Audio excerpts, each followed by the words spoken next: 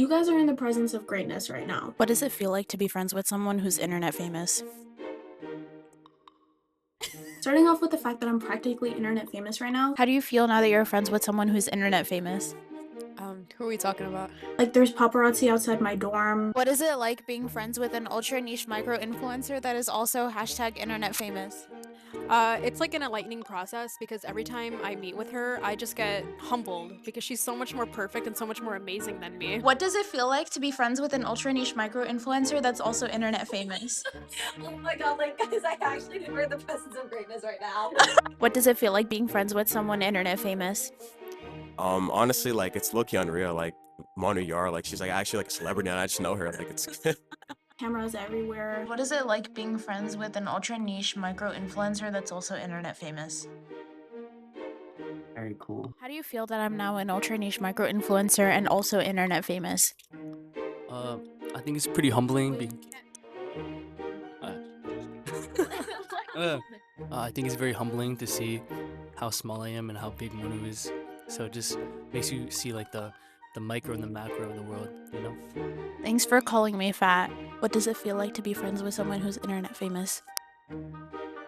Who's internet famous?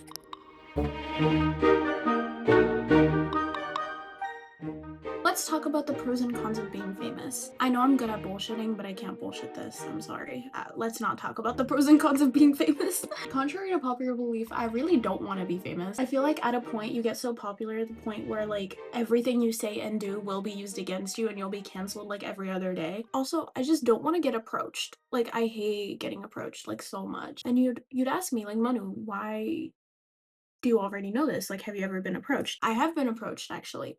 I was on the Rutgers bus one time, not to mention like a few times where I got recognized in high school, but like I don't even till this day I cannot fathom how I'm recognized because I'm not even famous enough to be recognized and I don't get how people find my channel. Oh yeah, where was I? Oh yeah, I was on the Rutgers bus one time, okay?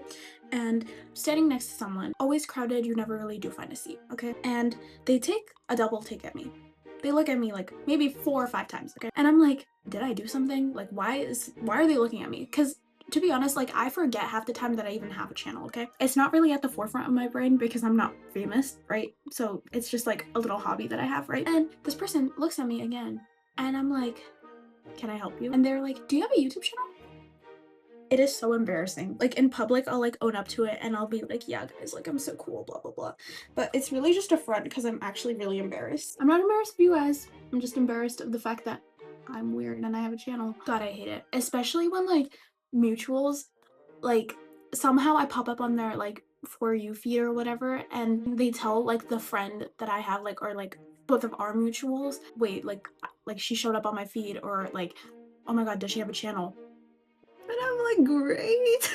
Because it sucks because then it's like people that have never even met you already have an opinion on you. And I hate that. I feel like that's what happens a lot of the time, especially living in New Jersey because everyone knows everyone. It's like you'll never even like meet someone firsthand, but you'll hear stories about them. Or you're gonna hear their entire life story and then you're already gonna have an opinion formed about them. It might not even be accurate to who they actually are, you know? I feel like that's really common, especially in like heavily brown populated states. Recently, I went out on a Friday night. What's your name? POV started calling you Bob. What's your name? POV started calling you Bob. After I came back, I was spitting this massive theory that I was like, Aristotle would be jealous, okay? So the theory goes as follows. I call it the circle theory. Basically, in high school, you are a specific person. And let's say that this is your circle. This is your circle, okay? And you're in the center of it. You can't really stray too far away from the center of the circle because you don't really have the resources to. The farthest you can go is to the edge of the circle, and that's not even that far from the societal norm that you were put in. You don't have that many resources, maybe to embrace who you are, maybe to find your people, blah, blah, blah. You're just gonna be the same person throughout all those years, and maybe there'll be a slight variation, but most of the time you're not gonna stray too far from the center of the circle. But this is college. You see that big circle and you're put in the center of it, all sorts of different people, all sorts of different resources, all sorts of majors and all sorts of whatever, right? Now all of a sudden you have the resources to fully be who you are, right? Like you can go as far as you want from the circle because the radius is so big, right? You can change who you are drastically. But that's not saying that you're a different person from who you were from when you were in high school, right? In high school, you were the same person, you just didn't have the resources. So when people tell you that you changed all of a sudden when you're in college, that's a lie because you were always this person. You just never really had the resources to embrace who you are. Did I just spit facts, or was it common sense? I have no idea. I personally just hate the phrase, oh, she changed so much when she got to college, or like, oh, she used to be like so this and now she's so that. I hate that so much because I was always like who I am, and I'm not speaking about anyone specifically. I'm just using me as an example. But like, I was always who I am right now.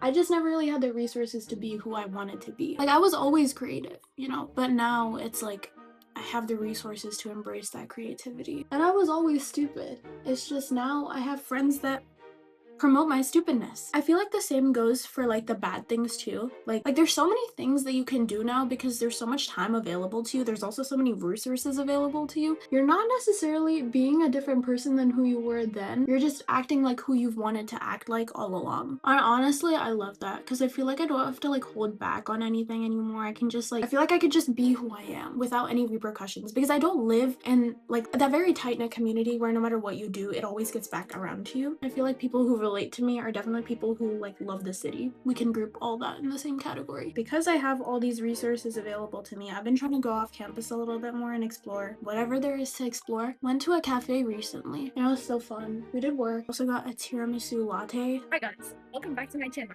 Today we are at Summerfair and we are trying drinks. What did you get? I got it's like the lady matcha. I bit the straw already. Is it good? Yeah, the straw's so good. Edible straw. I got the tiramisu latte. Let me try. I gotta be. I like try. It's really good. Yeah. When I tell you it was good, I mean it was really good. I feel like New Brunswick has so many spots, and like when I graduate, I want to be able to like take people to like, oh, like I would always study at this cafe, or I would always do this at this place. You know, like I want to be able to like reminisce in the future. Like I want to build up things so I can be nostalgic about them later on. I don't know what that's called. Might be a disease. I have no idea, but I'm a sucker for nostalgia. Oh, Super Bowl is tonight. Look at crazy. It just sucks because the last time the Seahawks played in the Super Bowl, they literally lost to the Patriots, and they haven't been to the Super Bowl since, and the first time they're back, they're playing the same team, which is kind of funny to me. Personally, I hate the Patriots. Sorry guys. I've always rooted for the Eagles. I'm just sick and tired of seeing the Patriots win. I'm sorry. Anyways, thank you for watching. I'll see you guys next week. Oh, by the way, thank you for 600. Completely forgot to slip that in there. Thank you very much. So now that I'm famous, I was just wondering, at what point do I get edits made of me? And at what point do I start getting tagged in them? Asking for a friend. No, I'm not.